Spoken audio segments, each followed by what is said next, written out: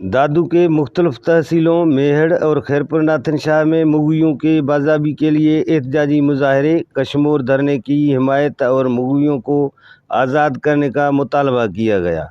मेहड़ में रैली की क़यादत नियाज़ बुर्डो, खैरपुर नाथन शाह में मौलाना अनवर खुहारो, अजीज़ खुहारो, एडवोकेट शोबान मल्लाह, सुहेल चांडियो, फ़कीर अली हसन जावरी और दीगरों ने की। मुजाहरे में शरीक शुरका का कहना था कि सिंध में डाकुओं से कोई महफूज नहीं, सिंध में डाकू राज ख़त्म होना चाहिए। अब सिंध का अवाम बेदार हो चुका है, जिसकी मिसाल कश्मोर का धरना है। इनका मज़ीद कहना था कि डाकू कल्चर सिंध की तबाही का ज़रिया बन चुका है, जिसकी वजह से लोग अपने शहरों में गैर महफूज हैं। इन्होंने IG सिंध से मुतालबा किया है कि मुग़लियों को आज़ाद किया जाए और डाकुओं का राज ख़त्म करके अवाम को महफूज किया जाए।